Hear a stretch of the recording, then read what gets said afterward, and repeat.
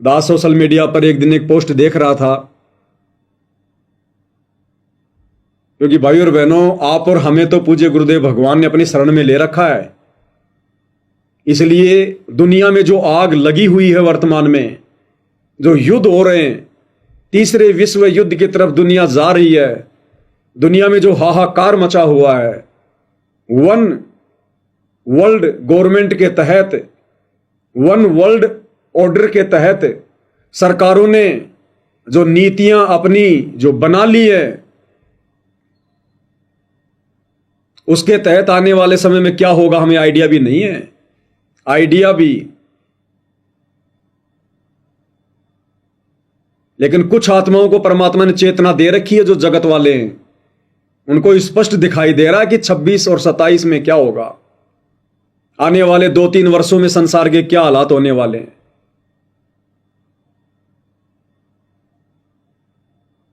और गुरुद्वारों में लोग अनाज इकट्ठा करना शुरू कर दिए, अनाज इकट्ठा।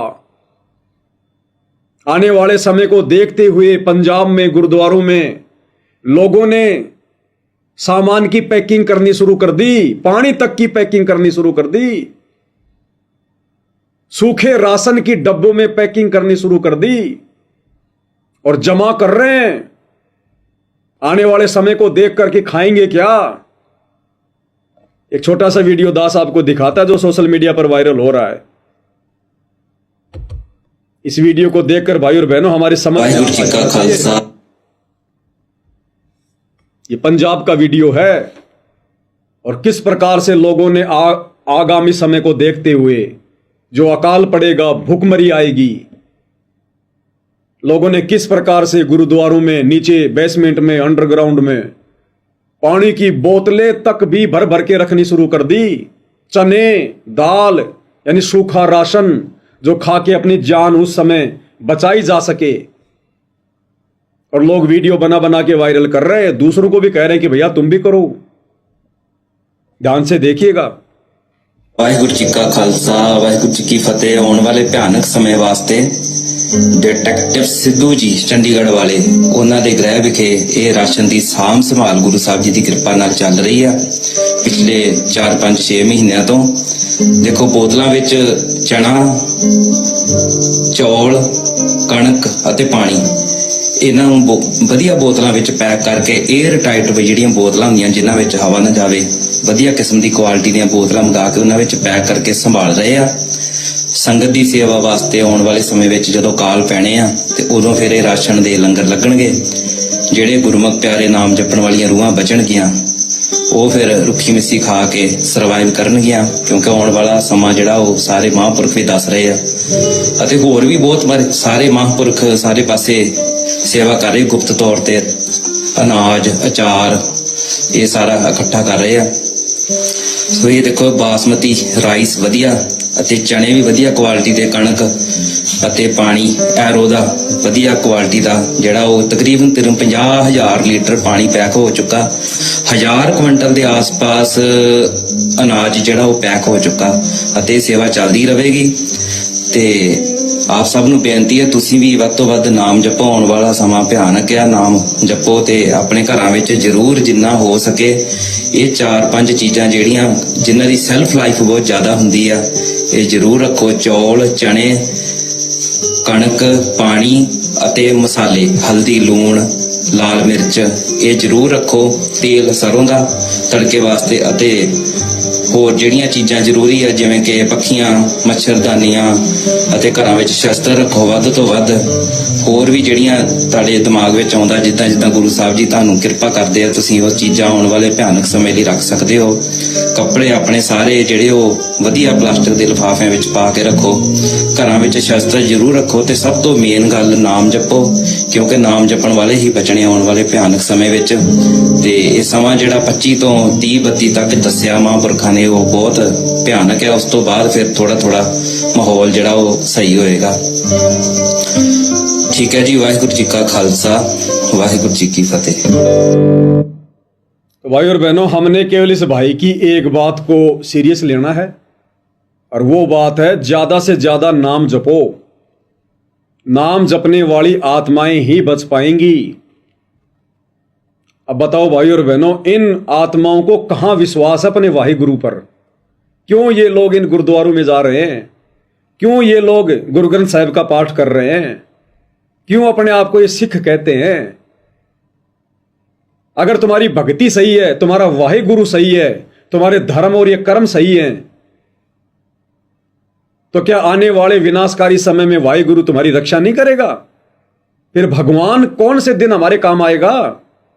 अरे भगवान की भक्ति इसीलिए तो की जाती है कि आपत्ति के समय वो काम आए, हमारी रक्षा करे। अब कहां इन लोगों को विश्वास है? ना मंदिरों में जाने वाले हिंदुओं को अपने भगवानों पे विश्वास, ना सिखों को जो गुरुद्वारे में जाते हैं वाहि गुरु पे विश्वास है, ना मस्जिद में जाने वाले मुसलमानों को अपने अल्लाह पे विश्वास है, ना चर्चों में जाने वाले ईसाइयों को अपने मसीहा पे विश्वास है। तो ये गलती हम असली मसीहा, असली वाहि गुरु, असली अल्लाह मौला, असली भगवानों का भगवान जो सतगुरु रामपाल जी परमेश्वर वर्तमान में धरती पर प्रकट है और हम उनकी शरण में हैं, हम आत्माओं ने यह गलती नहीं करनी है। चाहे कितना भयंकर अकाल पड़ो, कितनी बड़ी समस्या पैदा हो, हमने यदि एक बोतल पानी की भरकर यह सोचकर रख ली कि आने वाले समय में काम आएगी, अकाल पड़ेगा जब, यदि हमने 1 क्विंटल अनाज ये सोचकर खरीद कर रख लिया कि आने वाले विनाशकारी समय में काम आएगा, परमात्मा हमारे निकट भी नहीं आएगा उस समय, निकट भी। हम जैसी नॉर्मल लाइफ जी रहे हैं, बस इसी प्रकार से जीनी हमने।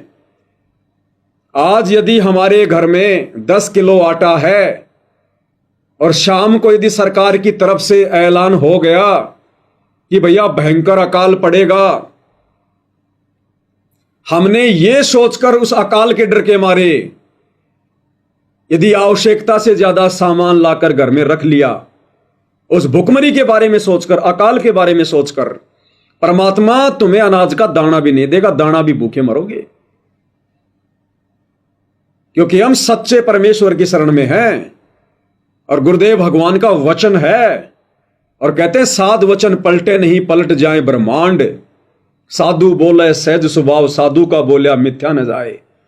गुरुदेव ने अपने मुख कमल से सत्संग कर रखे हैं कि बच्चों यदि भगवान पे विश्वास रखोगे, भक्ति मर्यादा में रह के करोगे, और जिस समय धरती पर खाने को अनाज का दाना भी नहीं होगा, उस समय यदि तुम्हारे घर में 2 दाने भी होंगे ना, 2 दाने, तो गुरुदेव ने बताया कि सुबह मटका आटे का भरा हुआ मिलेगा, पिसा पिसाया,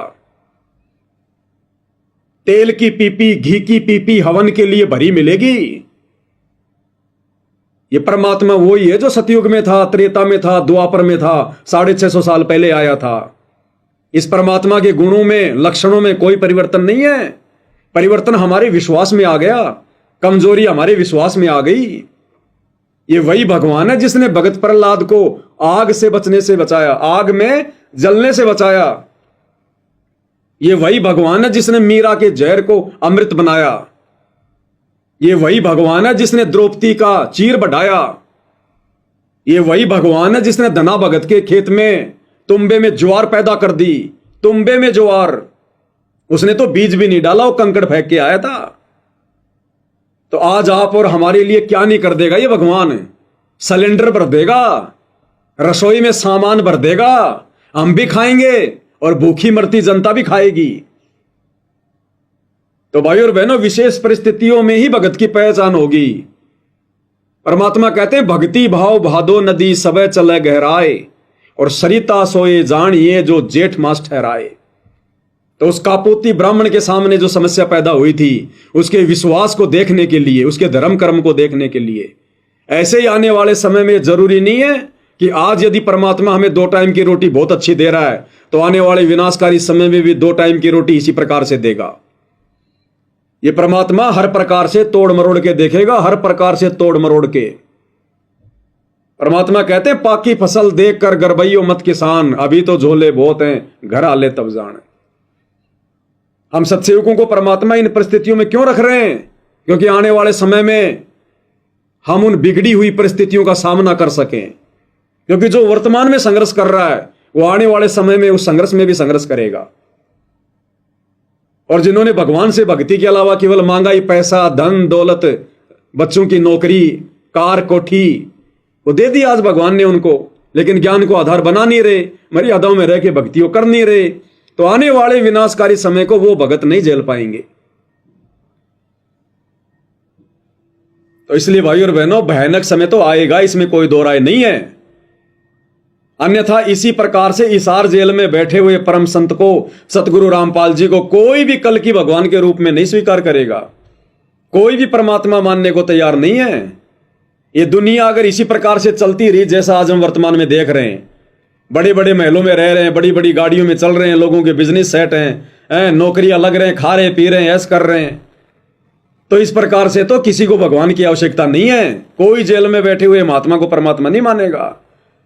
तो देश और दुनिया को वो बंदर आने वाले 2 से 3 वर्षों में परमात्मा दिखाएगा। तब ये दुनिया नाक रगड़ रगड़ के परमात्मा से अपनी जान की भीख मांगेगी। तब ये स्वीकार करेगी कि यहां मंदिरों में बैठे हिंदुओं के देवता भी फैल, मस्जिद में बैठा मुसलमानों का अल्लाह भी फैल, गुरुद्वारे में बैठा सिखों का वाहे गुरु भी फैल, और चर्चों में बैठा ईसाइयों का मसीहा भी फैल। तब दुनिया को अपनी औकात का पता चलेगा, अपनी हैसियत का पता चलेगा। जो आज 2 टाइम की रोटी बढ़िया मजे से खा रहे हैं, भक्ति की जिन्हें कोई आवश्यकता नहीं है बस। तो हम भगत भाई बहनों ने जिस प्रकार से हम वर्तमान में भक्ति कर रहे हैं अपने धर्म कर्म पर रहकर, हमने इसी प्रकार से अपने धर्म कर्म पर रहकर और अपने गुरुदेव भगवान पर दृढ़ विश्वास करके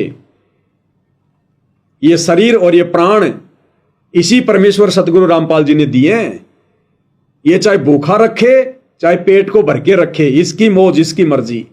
हम तो इसके आश्रय हैं, हम भोजन के आश्रय नहीं है। मिल रहा तो खा रहे हैं, नहीं मिलेगा तो कोई दिक्कत नहीं, भगवान के भजन के भरोसे रहेंगे।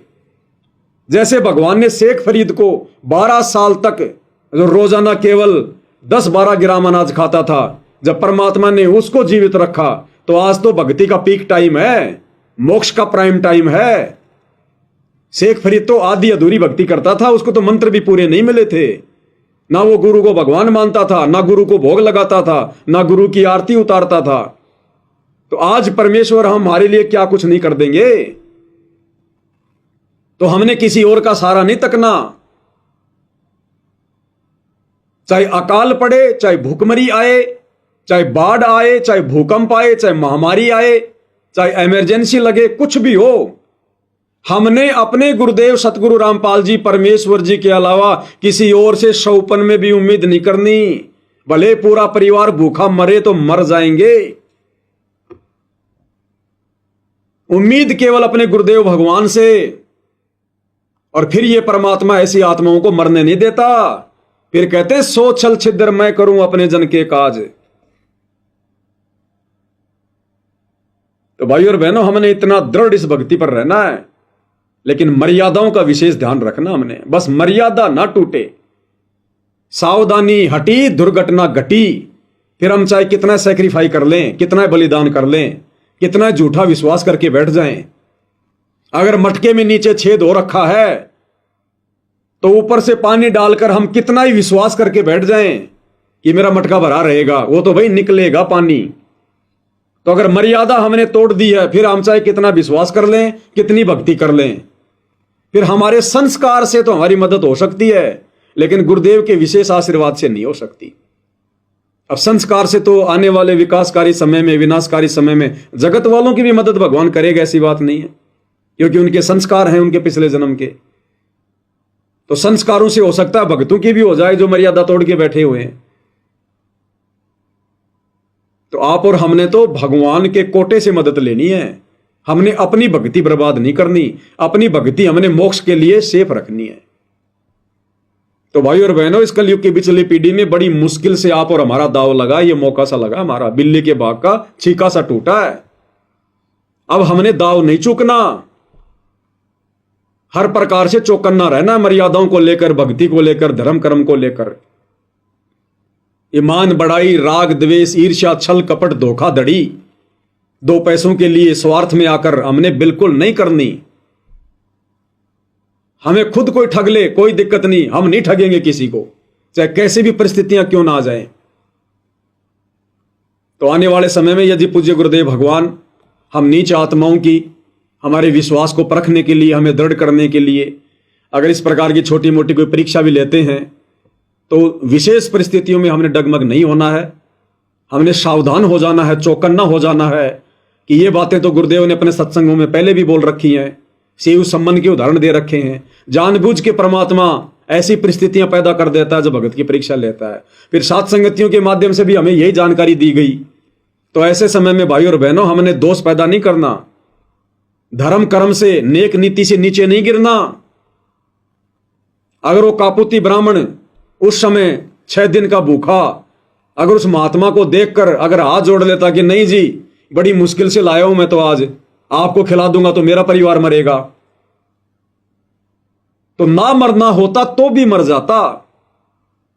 लेकिन उसने अपने धर्म कर्म की आड़ में और अपने आप को बचा के रखा, नेक नीति से नीचे नहीं गिरा। तो भाई और बहनों, इसलिए परमात्मा कहते हैं कि भाई भक्ति भाव भादो नदी सब चले गहराए। जिस प्रकार जेठ के महीने में जब बरसात नहीं होती है और उस समय यदि किसी नदी में, किसी नाले में पानी बह रहा है तो वो असली नदी, असली नाला है। और बाकी बरसात के समय में तो छोटे मोटे नदी नाले भी पानी से ओतप्रोत होके बहते हैं। तो इसी प्रकार जब सुख होते हैं, फायदे होते हैं, तब तो हर कोई भगत जी, जय बंदी छोड़ की, जय परमात्मा की, मेरे गुरु जी भगवान, मेरे गुरु जी परमात्मा, मैं अपनी गर्दन कटवा लूंगा लेकिन भक्ति नहीं छोड़ूंगा। और आया जरा सा झोल, आई जरा सी आपत्ति विपदा, उस समय देखो फिर कोई तो मदन पंथ में जाके बैठ जाता है, कोई मर्यादा तोड़ देता है, कोई घर वालों के दबाव में आ जाता है। इसलिए परमात्मा कहते हैं सरिता सोई जानिए जो जेठ मास ठहराए। असली नदी की पहचान तो जेठ के महीने में होगी कि पानी आ रहा कि नहीं आ रहा। बरसात में तो हर छोटा मोटा नदी नाला बह के चलता है। तो असली भगत की पहचान आपत्तियों में, विपत्तियों में होती है कि भगत अपने धर्म कर्म पर दृढ़ है या नहीं है, अपने गुरु की मर्यादाओं पर दृढ़ है या नहीं है। तो भाई और बहनों, दास की तो प्रार्थना है, विनती है, गुरुदेव के ज्ञान आधार से मैं तो केवल यही अरदास कर सकता हूं कि भाई असंख्य युगों के बाद इस कलयुग की बिचली पीढ़ी में मनुष्य जन्म प्राप्त करने का मौका मिलता है हमें सौभाग्य से। और अब गुरुदेव ने हमें इतना कोर्स दे दिया, बार बार गुरुदेव ने सत्संग करके रिवीजन कर दिया, समझाने में कोई कसर नहीं छोड़ी। टीचर तो 1 साल में बच्चों की 2-2 बार लेता है परीक्षा, और हमारे गुरुदेव भगवान तो 25 वर्षों बाद, 30 वर्षों बाद परीक्षा ले रहे हैं हमारी, 30 वर्षों बाद, और वो भी हल्की फुल्की, अंदर से सारा भी दे रहे हैं उस कुम्हार की तरह। जैसे कुम्हार ऊपर मटके के चोट मारता है, अंदर हाथ रखता है। तो वर्तमान छोटी मोटी परीक्षा में भी पूज्य गुरुदेव भगवान हिसार जेल से बैठकर विशेष संदेश भेज के हमें सारा दे रहे हैं। और अपने गुरु को परम सहारा मानकर भी यदि कोई दृढ़ नहीं होता है, मर्यादा तोड़ देता है, लोक लाज दबाव में आकर भक्ति छोड़ देता है, तो भाई बहनों फिर क्या बनेगी? फिर ऐसी कमजोर आत्माओं को तो परमात्मा सतलोक नहीं लेकर जाएगा। तो भाई और बहनों, ये मौका परमात्मा बार बार नहीं देंगे हमें, बड़ी मुश्किल से दाव लगा है। अब बहुत सारे भगत भाई बहनों के मन में हो सकता है एक छोटी सी गंदगी आ जाए, शंका आ जाए कि भाई ये पवन दास कह रहा है कि भाई आश्रम वाले क्या अन्नपूर्णा मुहिम चला रहे हैं, क्या ये लोगों को ये मोटर पाइप दे के सहयोग कर रहे हैं। उदाहरण दे रहा है कि द्रौपदी ने सबसे पहले अपनी साड़ी फाड़ी और सम्मन ने अपने बेटे की गर्दन काटी। तो ये पवन दास फिर क्यों सत्सेवक भाई बहनों से सेवा ले लेके फिर आगे सारे कार्य कर रहा है? पवन दास अपनी तरफ से क्यों नहीं लगाता? भाई दास पहले भी कह चुका है कि मुझ पवन दास को परमात्मा ने बहुत सोच समझ के खड़ा किया है, बहुत सोच समझ के। मालिक को पता कि यह शब्द मैं इससे बुलवाऊंगा, तो उसके लिए परमात्मा बैकग्राउंड वैसा ही बनाता है। जब इस दास ने नाम दीक्षा ली, बरवाला कांड नहीं हुआ था, 12 अप्रैल 2013 को दास को परमात्मा की शरण प्राप्त हुई। तो दास के पास में 12 बीघा जमीन थी। परमात्मा ने कोई भी कारण बनाया, बरवाला कांड से पहले पहले परमात्मा ने मेरी जमीन बिकवा दी। घर पे जो कर्जा था परमात्मा ने वो उतरवाया। भाई के हिस्से के मैंने भाई को दे दिए, और मेरे हिस्से के पैसे, क्योंकि मैं इतने उल्टे काम करता था, मैंने लोगों को चुका दिए। चवन्नी नहीं रही पास में। और आज गांव में ना मेरे पास में मकान है, एक टूटा फूटा सा मकान है जिसमें गधे भी नहीं बैठ सकते, गधे भी। और ना मेरे नाम पर कोई जमीन है। इसलिए पवन दास के पास तो परमात्मा ने ना मकान छोड़ा ना जमीन छोड़ी। शहर में भी दास केवल 20 साल से इस किराए के मकान में रह रहा है, किराए के मकान में, सन 2003 से। तो भैया मैं अपनी तरफ से केवल शारीरिक सेवा कर सकता हूं, लाइव आकर भाई बहनों को परमात्मा के ज्ञान आधार से समझाने की सेवा कर सकता हूं। आप लोगों के द्वारा दी गई सेवा का सदुपयोग मालिक के आशीर्वाद से दास जो कर सकता है। इसके अलावा मेरे पास अपना कुछ नहीं लगाने के लिए, होता तो क्या पता परमात्मा लगवाते। इसलिए परमात्मा ने मेरे को उस दोष से भी मुक्त कर दिया। अगर मेरे पास 5-10 बीघा जमीन होती, कोई खुद का मकान होता, बैंक बैलेंस होता, तो आज फिर मैं ये शब्द नहीं बोल सकता था इन मैनेजमेंट वालों के खिलाफ कि भैया सेवा करनी है ना, अगर इस प्रकार से दान धर्म करना है तो पहले अपनी जमीन बेचो, अपने पैसों से करो, संगत का बाद में लेना। द्रौपदी ने सबसे पहले अपने खुद की साड़ी फाड़ी थी, दासी की नहीं फाड़ी। तो परमात्मा ने दास को उसी हिसाब से तैयार किया। भाई और बहनों, नंगा आदमी नहाएगा क्या, निचोड़ेगा क्या? और ये दास तो भाई और बहनों, जहां तक कोशिश होगी, जब तक दास के शरीर में प्राण है, इस गंदे लोक में है, तब तक दास तो भाई और बहनों मकान नहीं बनाएगा, एक 50 गज का प्लाट भी नहीं खरीदेगा अपने नाम पर। अपने नाम पर हुआ नहीं, और फिर यहां पर काल के लोक में पता नहीं क्या क्या विचार आएंगे, क्या क्या मन में अहंकार दोष पता नहीं क्या क्या आएगा। तो यहां तो दास के नाम पर कुछ नहीं है। एक छोटी सी गाड़ी भगत भाई बहनों ने लेके दे रखी है सेवा में, वो भगत भाई उसकी किस्त भरते हैं, उन्हीं के नाम पे गाड़ी है, किराए के मकान में रहता है दास। अपने पास कुछ नहीं है भाई अपना, सिवाय परमात्मा सतगुरु रामपाल जी के और उनकी भक्ति के। और इससे ज्यादा परमात्मा मुझे दे भी ना, मेरे भाग्य में हो तो भी ना दे परमात्मा मुझे। मालिक इसी स्थिति में रखे दास को। तो अगर इससे डाउन स्थिति में भी परमात्मा, अगर आप समझो उचित कि मेरी भक्ति केवल उसी स्थिति में बनेगी, तो मालिक के ऊपर है, हम तो उसके कुत्ते हैं। जेवड़ी परमात्मा के हाथों में है। मालिक अगर रोड पर भिखारी बना के रखेगा, उसमें भी खुश रहेंगे। किसी पुड़िये के नीचे काला कंबल बिछाकर सोना पड़ जाए सह परिवार, उसमें भी खुश रहेंगे। मालिक की मोह चाहे महल में रखे, कोई मान बढ़ाई नहीं, कोई बेइज्जती नहीं, कुछ नहीं। तो हम तो परमात्मा से ये प्रार्थना करते हैं कि साईं इतना दीजिए जिसमें कुटुंब समाओ, हम भी भूखे ना रहे, साधु ना भूखा जाए। और परमात्मा जिंदगी में मेरे नाम पर कोई चीज ना हो, जिंदगी में। ये काल का लोग बहुत गंदा है, बहुत भयंकर है। कोई ऐसा काम करो मत जो ये कहना पड़े कि ये मेरा, ये मेरी। हमने तो अपने बाल बच्चों को भी परमात्मा के निमित्त कर देना चाहिए कि परमात्मा है भी आपके, आप ही की आत्मा है, मेरा तो केवल संस्कार है इनके साथ में। और संस्कार में भी मैं तो इतना दुखी हो रहा हूं, इतना परेशान हो रहा हूं। भाई बाल बच्चों को लेके तो आदमी दुखी रहता है, उनके पढ़ाई लिखाई, नौकरी, ब्याह शादी। तो अब तो सबको परमात्मा की शरण मिल गई, अब तो परमात्मा के चरणों में समर्पित कर दो कि मालिक, ना मेरा कोई बेटा, ना मेरी कोई बेटी, ना पत्नी, ना माता, ना पिता, ये सब आपकी आत्मा है। मेरे तो संस्कार थे, इनके साथ में जुड़े हुए थे। अब इन संस्कारों को भी काटो भगवान, आप अपने हिसाब से चलाओ। अब दास को तो फ्री करो, भक्ति में लगाओ, मालिक सेवा में लगाओ, यहां से बेड़ा पार कराओ। तो इस भाव से भाई और बहनों हमारी बात बनेगी। तो भाई और बहनों, परमात्मा के आशीर्वाद से आज ये छोटा सा संदेशा भाई बहनों को देना था। मालिक ने प्रेरणा की थी, गुरुदेव के आशीर्वाद से सब कुछ सही रहा, वीडियो भी सही चला, संदेशा भी चला गया भाई बहनों के पास में। तो हमने भाई और बहनों ये पांचों यज्ञ करते समय, गुरुदेव की भक्ति करते समय, हमने इस प्रकार से अपने भावों को जागृत करना है। अपने भावों को हमने ये नहीं सोचना कि केवल हम फोटो को भोग लगा रहे हैं, फोटो के सामने भोग लगा रहे हैं। साक्षात हमारे गुरुदेव भगवान बैठे हैं, ये विधान है। जब हम प्रार्थना करते हैं भोजन रख के कि हे परमपिता परमात्मा, सारी सृष्टि के रचनहार सतगुरु रामपाल जी भगवान जी, आप जी का भोग प्रसाद तैयार है, आप अपनी पवित्र रसना से इसे पवित्र करने की कृपा करें। हे परमेश्वर, भोग प्रसाद बनाते समय, लगाते समय या भोग की आरती करते समय यदि हम तुच्छ बुद्धि जीवों से कोई त्रुटि रहे तो हमें क्षमा करें परवरदिगार। तो ये वो समर्थ परमात्मा है, ये रह नहीं सकता।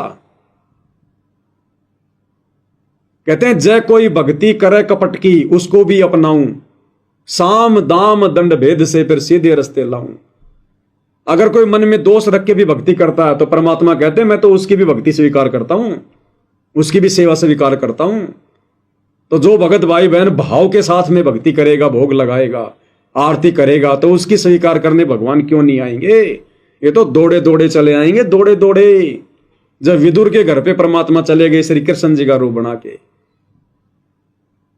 नामदेव के पास में परमात्मा रोटी का टुकड़ा खाने के लिए, और जो कुत्ते का रूप बना के आ गए, पत्थर की मूर्ति से हाथ फैला दिया आगे दूध पीने के लिए, कर्माबाई का खिचड़ा खाने के लिए उस पत्थर से हाथ निकाल दिए, भैंस के सींग में से परमात्मा प्रकट हो गया। तो ये वो समर्थ भगवान है सतगुरु रामपाल जी। तो आज तो कलयुग की बिचली पीढ़ी है, मोक्ष का प्राइम टाइम है। आज तो सहज में परमात्मा सारे काम कर देगा, सहज में। बस हमने अपनी सुरती ठिकाने रखनी है। कोट सदग्रंथों का एक ही मूल है, अपनी सुरत ठिकाने रख, अपनी सुरती अपने गुरुदेव के चरणों में रख। पतिव्रता इस पद पे आके भक्ति कर, गुरु के अलावा किसी और में परमात्मा मत देख, मर्यादा ना टूटने दे, फिर देख ये परमात्मा क्या नहीं करेगा। राजाओं का राज इसी ने दे रखा है, देश दुनिया यही चला रहा है, अपना भगत नहीं चलाएगा, भगत का छोटा सा परिवार नहीं चलाएगा। एक लकड़ी के डंडे से भगवान ने अब्राहिम सुल्तान की जेल में 360 चक्कियां चला दी। क्या नहीं कर सकता है समर्थ परमात्मा। तो भाई और बहनों, इस परमेश्वर की महिमा अनंत है। आप और हम तुच्छ बुद्धि प्राणी इतने सक्षम नहीं है, इसलिए जितना परमात्मा हमें समय दें उस हिसाब से हम इनका गुणगान करें, महिमा करें, अपनी सेवा समझकर। बाकी जैसा गुरुदेव दया करेंगे भाई बहनों के सामने सेवा में हाजिर होते रहेंगे।